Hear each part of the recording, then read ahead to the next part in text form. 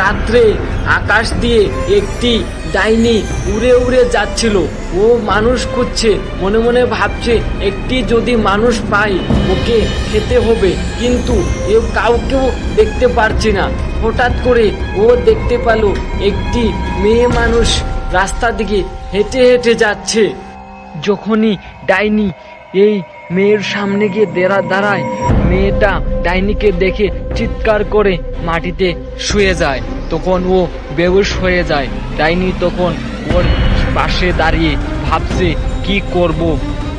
তখনই হঠাৎ করে সাধু বাবা একজন চলে আসে। সাধু বাবা বলতে লাগলো ডাইনিকে, ডাইনি তুই এখান থেকে তাড়াতাড়ি পালা, নাইলে তোকে আমি মন্ত্র তেজে ভস্ম করে দেব।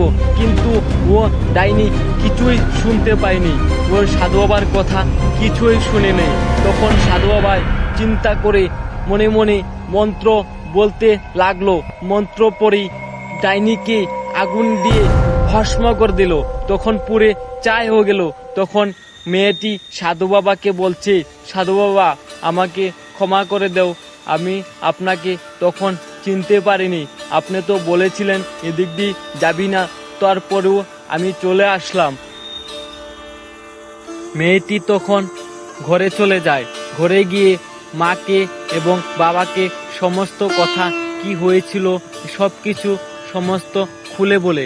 তখন ওর মা বলছে, মা তুই তো সাধু বাবাকে একদিন আমাদের ঘরে নিয়ে আসিস, আমি সাধু বাবার কাছে থেকে কিছু মন্ত্র এবং কিছু শিক্ষা নেব।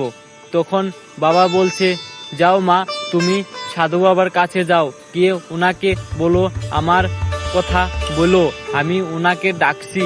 তখন ও ঘর থেকে বেরিয়ে পড়লো সাধু বাবাকে খোঁজার জন্য। তখন ও কতক্ষণ খুঁজতে খুঁজতে সাধু বাবাকে কোথাও দেখেনি। তখন হঠাৎ করে দেখে সাধু বাবা বসে ধ্যান করছে।